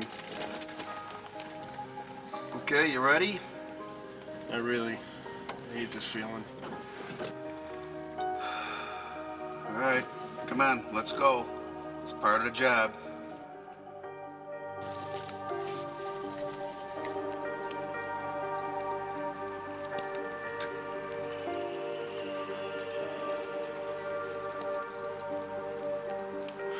You're telling him, Ray. I will. I hate doing this too.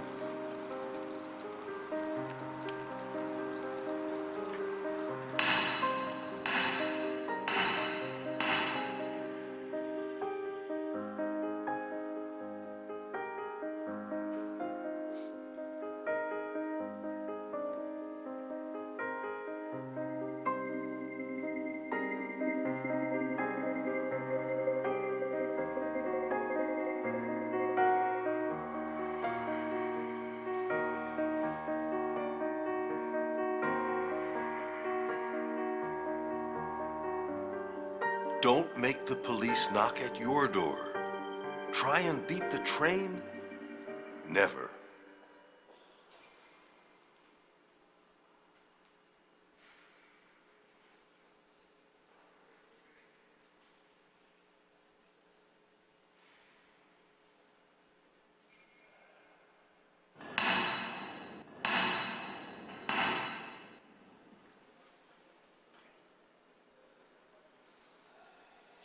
Ending on a somber note, but from the first part of the presentation, please take the hope with you.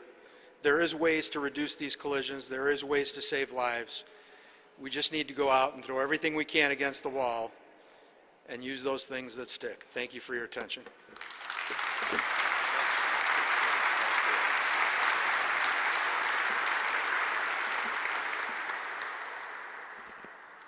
Thank you. Thank you, Chief Kvetin. You certainly demonstrate what's possible out there with effort and what can be done in every community, so thank you for sharing. So now I'm going to introduce Norm Carlson, Chairman of the Board, Chicago Metro, and Hillary Konzol, Chief Safety and Environmental Officer at Metro. They're going to share with us their experiences, some concepts they have, and give us the railroad point of view. So Norm Carlson was appointed to the Metro Board of Directors in April 2013 by the chairman of the Lake County Board. And he was elected chairman of the Metro Board in October 2016. Mr. Carlson spent 34 years with Arthur Anderson Company, being appointed as the North American Rail Industry Head in 1985 and the worldwide managing partner of the transportation practice in 1990. Mr. Konzol was named the Chief Safety Officer, Environmental Officer in 2015. In this role, he is responsible for administrative oversight and management of Metro's safety programs and initiatives, environmental compliance, and industrial hygiene activities. With 24 years of experience at Metro, he has an extensive background in railroad safety and security, operations, and regulatory compliance. So please join in welcoming them to the mic. Thank you.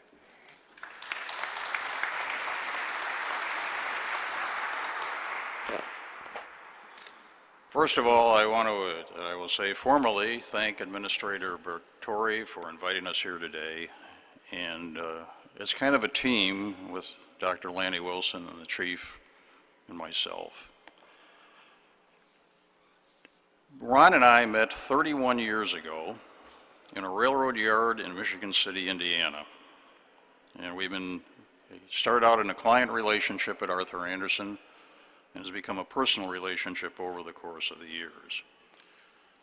Let me just say, when I said to Lanny and explained to him about Ron's situation with his daughter, you could have blown Lanny over with a finger. And our conversations about a month ago in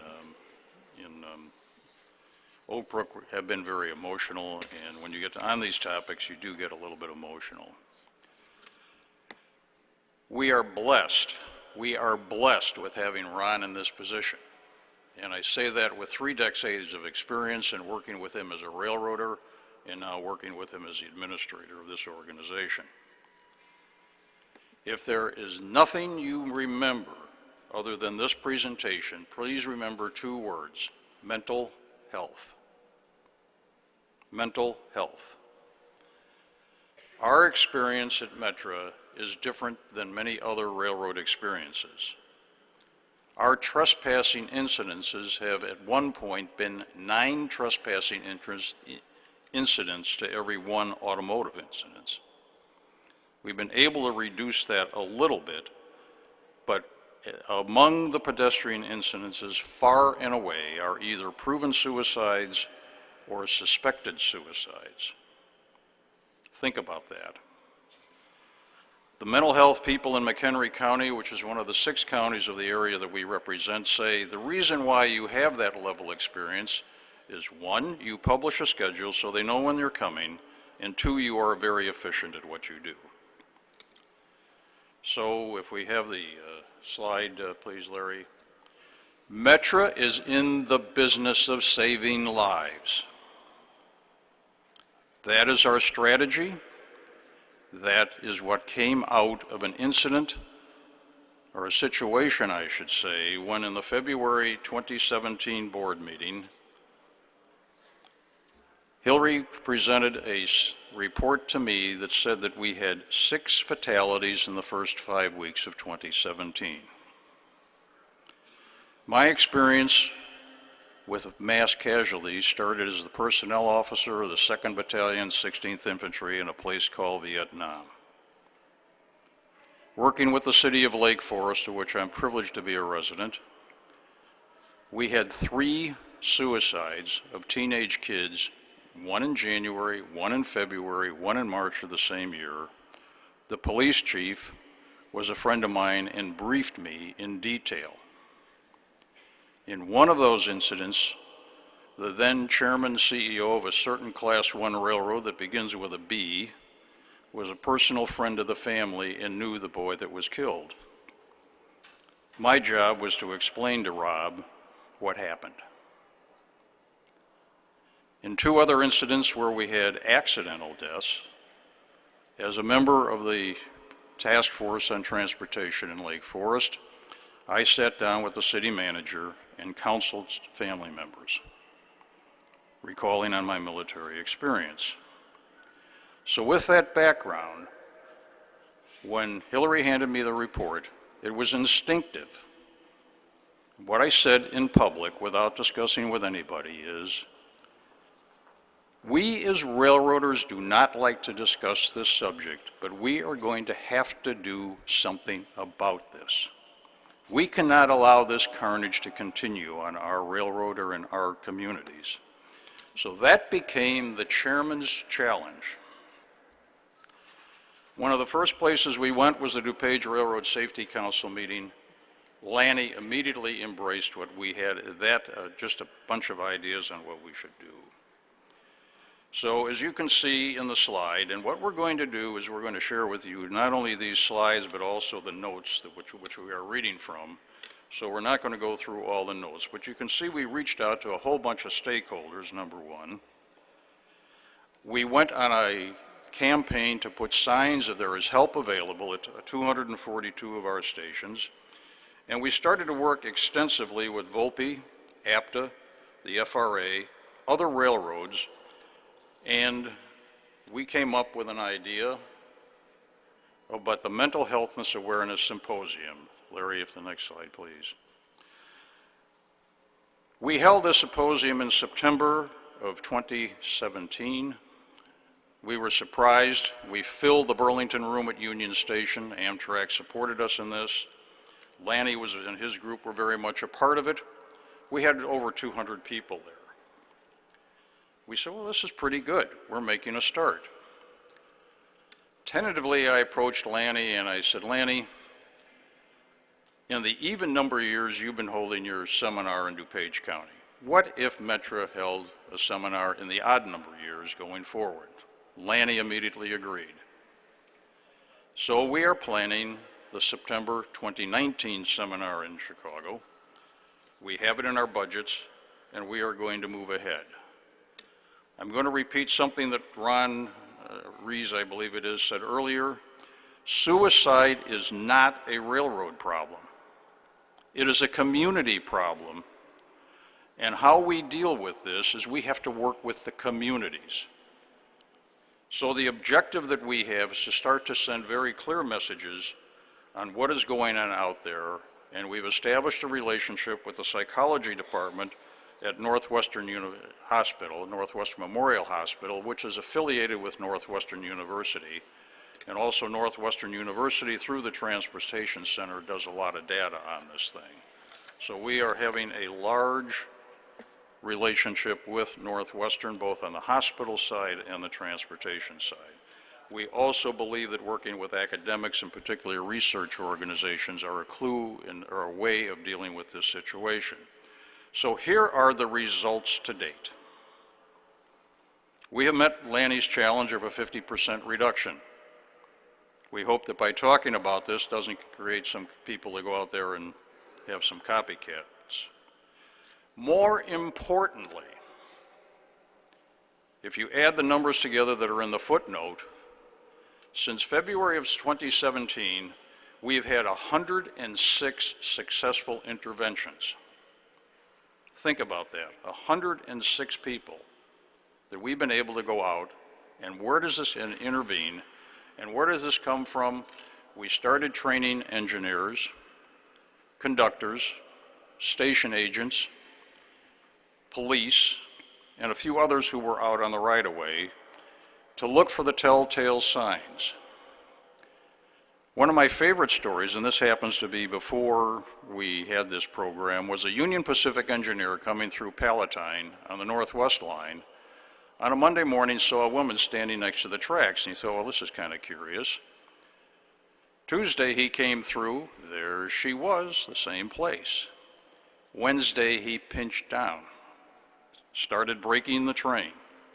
She stepped in front of the train, he stopped short, left the locomotive, went out and restrained her while police and fire arrived to take her to a hospital. February of this year, a signal maintainer was working at Randolph Street Station in downtown Chicago on the electric, 1,500 volts in those DC and those wires overhead. And he looked up and saw a young woman sitting on the banister over the bridge, legs dangling over it, quietly put down his tools, came down off a ladder, called our police department. He went through the station, down over to Michigan Avenue, back up, and walked up to her and talked her off the ledge. We thought, well, this is interesting, so we honored him at the February 2018 board meeting. So we said to him, how did you do that? He had worked for AT&T, and they had given, AT&T had given them, the linemen, the same training we were giving our railroad people. So guess what we did? We started training linemen, track inspectors, other folks in the engineering department, and we just keep extending where we have the training of these people to recognize the awareness signs that are out there. We think this is working. We hope it's sustainable, but Jim, you just gave me a whole bunch of ideas, and maybe we have to keep changing the story to maintain the success that we've had to date. There was an FRA symposium on trespassing about 8 years ago in St. Louis. Was it about 8 years ago? Representing the city of Lake Forest, they paid to send me down to this thing, and that's where I met Hillary and a bunch of other people from the FRA. One thing that came to me in that seminar, which sticks with me, and sometimes I say this and some people feel I'm a little bit controversial in saying it, but in terms of Operation Lifesaver, and this is my personal opinion, which I will share with you, we do a great job in engineering and enforcement, which I call the hard issues. I'm not sure we're doing as great a job in the soft issues of education, that's the overall category, but particularly the soft issues relative to mental health. And we have a challenge out there. I think the situation is getting worse because I think the amount of depression is getting worse. And one of the greatest contributors to this, in my opinion, is opioids. I think we need to come up with some strategies on how we deal with opioids. Alcoholism has always been there, but I think we need to think about abuses beyond drugs and alcohol, because any form of abuse of a person tends to create depression. So Ron, if I may suggest, I think we need to get working more with psychologists and do much more understanding of human behaviors and how that affects what we are doing. And what truly bothers me in walking around the campus of Northwestern University, how many kids are doing this? And they walk right into you. Recently I was asked to make comments to the lead group, which is APTA's group of kind of preparing people for CEO or COO combinations or jobs. And one of the things I said to them is, I think a challenge that we have going forward is to bring people who have not had much face-to-face connection with the world into having face-to-face connections, because railroading is a 24/7 outdoor team sport. This is contributing to the situational awareness problem that Jim and our engineer friend have brought to us. And this, the cell phone, is one of the biggest things I think we need to think about, and particularly the behavior of these kids. Walk around a college campus today and look at where they're focused. The only thing they're focused on is their cell phone. So these are some of the things that I personally believe, and I want to thank you for the opportunity to share them with you. Before I have, I think I've skipped through a couple slides. The Metro System Overview slide is the next one I think we would like to have. We handle 288,000 passengers a year. That's passenger trips.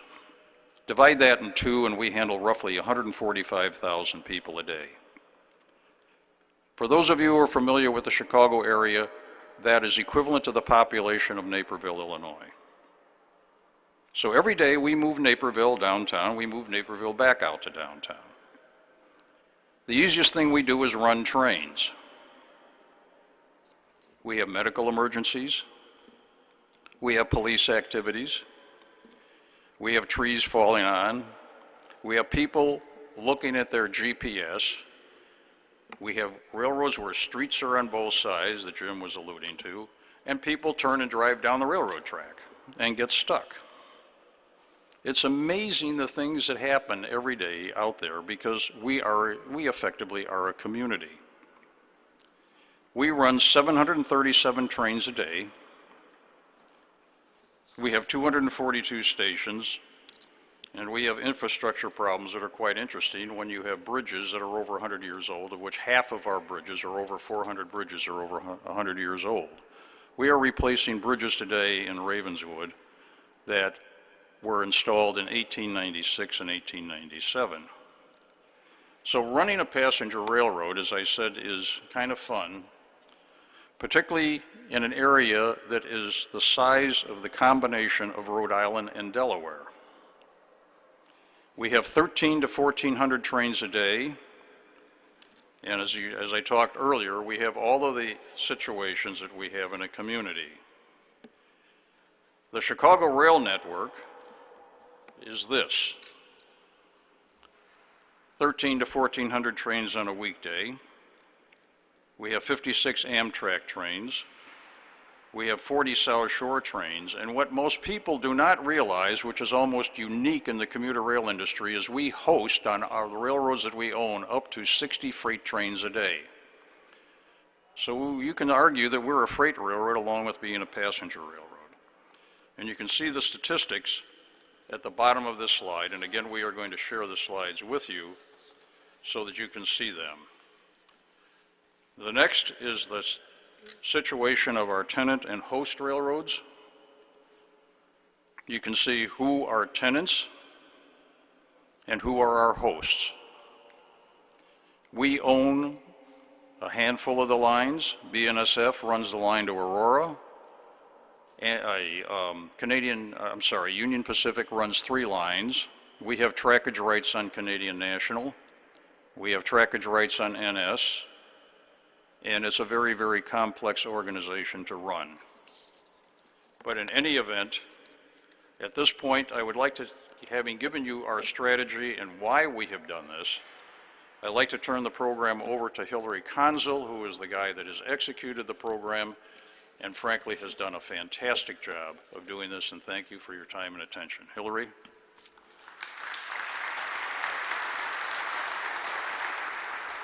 Thank you, Norm. So I'm going to talk about the operational challenges of trespasser prevention for our railroad, for Metra. We're an extremely large system. We're an open system. As Norm had stated earlier, our system is extremely complex. We move over 288,000 passengers a day, and that is its own unique challenge, just staying on schedule on that alone. because we're an open system, people utilize our property for, shortcuts, to get around an underpass, what have you. They even use it to take pictures. We have, people that are infatuated with photography of the railroad.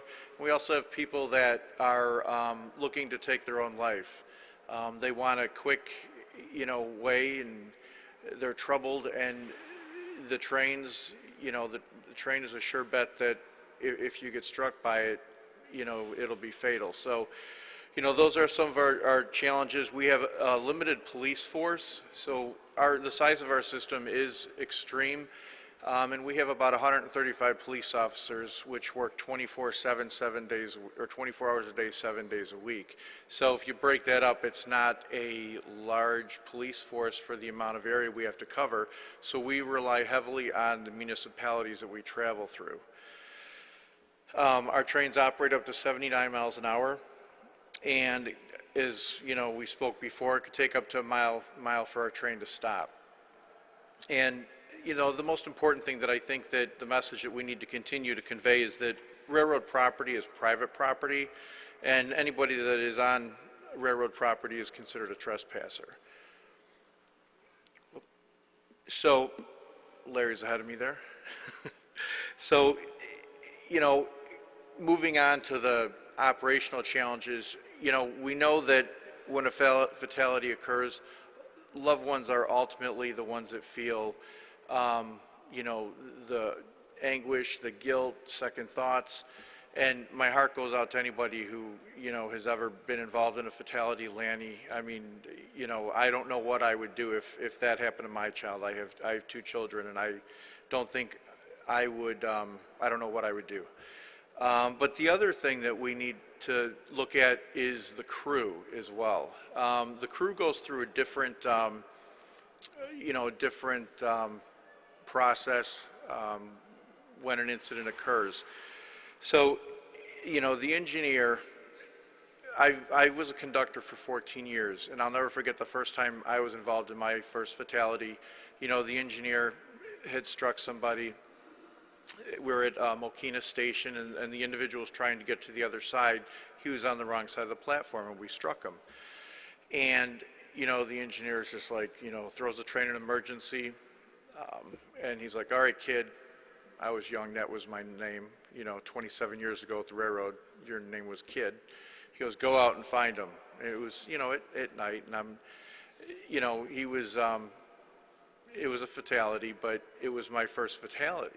And it had a lasting impact, and he was dismembered, and those images don't leave your mind, and that was the first of many that I've been involved with.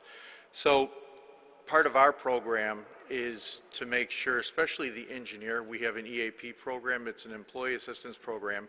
If the engineer is involved in a fatality, we require them to go see the EAP counselor the next day. And the reason why we require them to do that is because they are in control of that train, which is, ultimately could have 1,500 to 1,600 passengers on that train. So those lives are in the hands of our engineer. And we want to make sure that the engineer is processing that crisis or that tragedy, as best he can to get back into the seat and operate at the controls of the locomotive. So that's the reason why we have them go see our EAP counselor. And then once, the counselor clears them, they can go back to work. The one thing I do have to say is on the engineer, I was speaking to one of our engineers, and I said, how do you deal with it? He said, sometimes, he says, you can't make it personal. He said, because the last thing that you usually see 9 times out of 10 is they're looking at you straight in the eyes. And he said, it's the most helpless feeling that you can have, because you're just, what's going to happen. And, we have engineers that are off on PTSD. They have a lot of anguish that's caused from these events. So we want to make sure that, they're taken care of as best we can. the assistant conductors, they take a little bit different type of brunt. They're in the back with the passengers complaining, why the train's late, what's going on, how long is it going to take to clear the track. And it rolls over into other residual effects. For example, daycare, people have to pick up their children by a certain time from daycare. There's people that are insulin dependent, they need their medications, and sometimes they could be delayed for an hour. So there's a lot of other situations that involve the fatality. Now, if you look at some of these pictures here, our trains during rush hour leave Union Station every 10 minutes. So trains start stacking really quick, and if we don't have the amount of trains in the station that we need, if it happens earlier at a rush hour, the station starts to back up. We have to shut escalators off. We have an overflow process that we have to put into place to protect everybody from crowds and handle crowd control. This, for example, here is Union Station, and if you look at the numbers, I don't know if you could see them, on the south side of the station, this was a delay just on the BNSF line, which is one of our busiest lines, but you could just see the magnitude on one line leaving that station. On the south side, there was 27,000 riders on the BNSF, 1,200 on the Heritage, and 4,500 riders on the Southwest service. So that's the number of passengers that could be stranded in a short amount of time. So on the operation challenges side, it's where do we go from here? We talked about, a lot of partnerships. For example, we partner with, we're here with the FRA. We work with APTA, Volpe, the DuPage Rail Safety Council. We're working with the National Suicide Prevention Lifeline, Crisis Text Line. So, we can't do this alone. We're a railroad. We operate a railroad. There's a lot of benchmarking, best practices, and resources that we pull in from a lot of different organizations and partners that we work with, and we continue to do that. And I think, this is probably the start of something where this list will start to grow and create more partnerships. So I want to talk about our QPR training, which Norm had mentioned a little bit earlier in the presentation. So QPR stands for Question, Persuade, and Refer. Back in 2015, I was invited to it's a suicide awareness training out of one of the municipalities that we run our service through. And I'm like, okay, I'll go. Because we knew we were having suicides, but we didn't, the mentality used to be, well, how are we going to prevent somebody who wants to take their own life? So I went to the training, had some ideas, and I talked to the woman who provided it. She was a counselor or psychologist from the Sertoma group. It's a mental health organization within Chicago. And, I told her our problem and our dilemma. And she said, she says, we have a grant to provide this training. She says, why don't we look at, fitting, tailoring the training to your environment? And I said, well, that would be great. So we had a couple meetings, and we tailored the training, and we helped our engineers to identify what to look for along the right-of-way, maybe look at some verbal clues, behavioral clues, that sort of thing. So we included all of that into the training. And we presented the first two classes, and a lot of the engineers were like, what are we here for? How are we going to prevent somebody to, if they want to take their own life, they're going to take their own life. And I had to take a step back because I'm like, okay, how am I going to sell this? And I just told him, I said, you know what? I said, it's mental health awareness training. I said, it's geared towards suicide awareness, but I said, anything you learn here in this class, I said, you could use at home. I said, you may have, children that are going through troubles, a spouse, a loved one, whatever. I said, this training will help not only at work, but at home. So it was a slow start, but after I think the late in 2016, we started seeing some results, and it was catching on, so we continued with the training. And what the training does is it helps our employees, our engineers, our anybody that basically has the opportunity to come in contact with somebody along the railroad right-of-way or the railroad, platform, grade crossing, anything. And it just makes them more aware of their surroundings. It's like that see something, say something. Well, now, we give this training to our employees. We have refresher training classes, and they're more aware of their surroundings, where before they're just, tunnel vision, they're just going to do their own day-to-day thing. Now, they'll stop and take a look, and they'll, look what's going on, and it just makes them more aware. And we've had a lot of positive interventions. So this year we're up to 55 interventions already, where we've, employees and have caught individuals that were going to attempt suicide. And we got them the help that they need. Now last year, for the entire year, we had 51 interventions.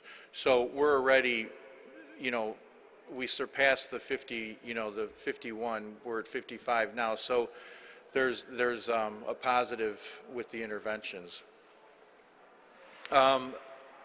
Going back to Trespasser, there's a lot of other programs that we have. So Trespassers, how we identify trespassers, one of the ways is we have a near-miss program that is geared towards our engineers and conductors, but more so towards our engineers.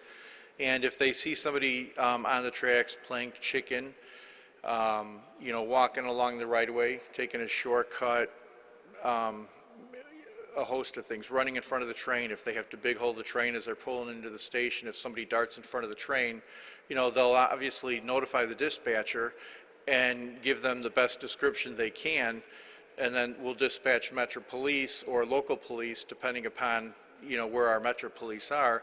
But then the engineer will go back and, fill out this near-miss report, and we'll get a little bit more data on the individual, the location, the type of behavior, so we can kind of look at trends and analyze where to best put our resources for trespasser prevention and that sort of thing.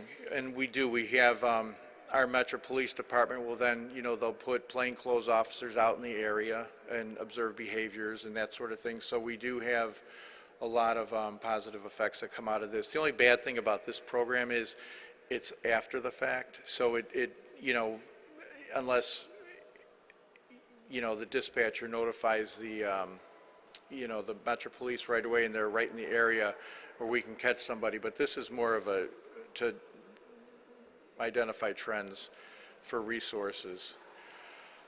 We do have a public outreach program. Obviously we have the Operation Lifesaver philosophy. We sign on to that. It's an excellent program. We have full-time presenters, and they present to schools from pre-K to kindergarten, bus companies, community events, fairs. They do professional drivers. We also do 50 station blitzes a year. And we recently just participated in Rail Safety Week. At the end of September, we wrote 421 tickets, citations to passengers who were violating the grade crossing warning devices. So those passengers were getting on our train. And the frustration starts because we're out all year educating our passengers, the public, on safe behaviors around railroad crossings, and that doesn't work all the time. So sometimes we have to go the monetary route. When it hits them in the pocketbook, maybe, next time they'll think, well, if I get a ticket, it's going to cost me a day off of work and $75 or $150, depending upon the type of ticket, or it could be $250 to $500. So depending upon the citation written. And then this is our newest campaign. I don't know if you can see it says illegally cross, it will cost. That's with our Metro Police Department, and that's the program that where we have them in plain clothes, and then we have another officer that'll pull them aside and write the ticket. So that's, we're serious about grade crossing safety. Back to the mental health awareness program. So part of the initiatives that came out of our symposium, our mental health awareness symposium, was signage. There was a lot of good dialogue, good feedback that we had received out of that symposium, and one of them was the signage. So the green sign is our, on the left of the screen is our sign. It says, if you need to talk, we're here to listen.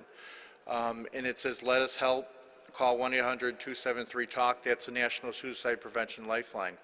Now, suicides are up 30%, according to a study that came out by the CDC in June of 2018. And that's the same amount that with adolescents and high school kids, suicides are also up 30%. So that was an alarming figure to kind of hear, because I have teenagers, and then I'm over analyzing them. I'm like, are you okay? I'm like, are you depressed?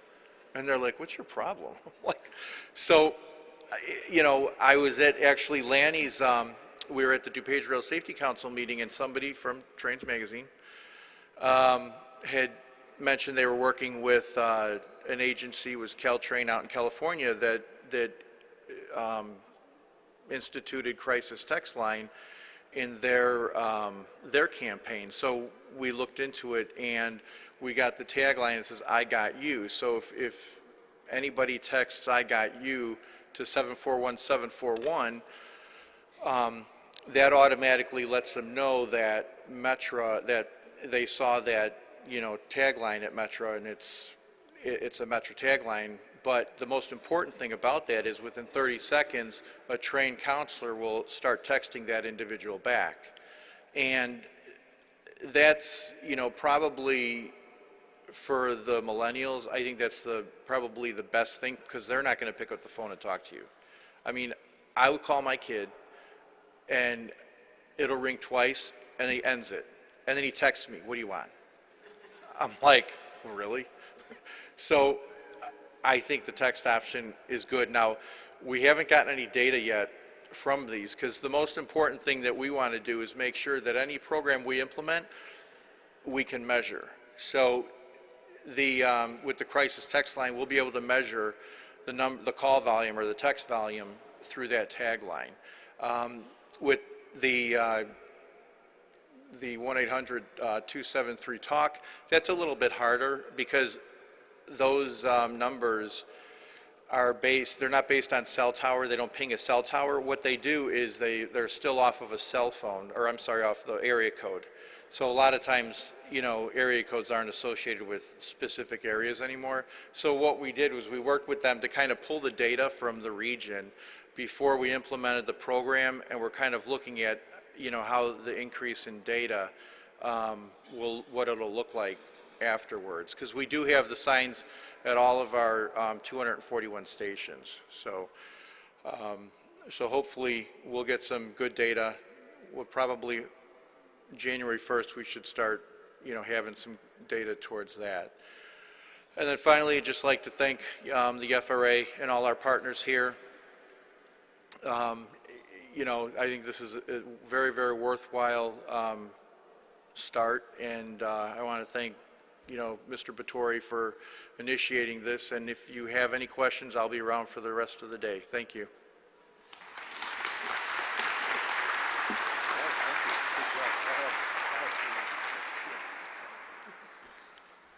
Okay, so thank you very much, Mr. Carlson and Mr. Consul. So we're going to take a 15-minute break, and so we'll be back in our seats at 20 after 3. Thank you.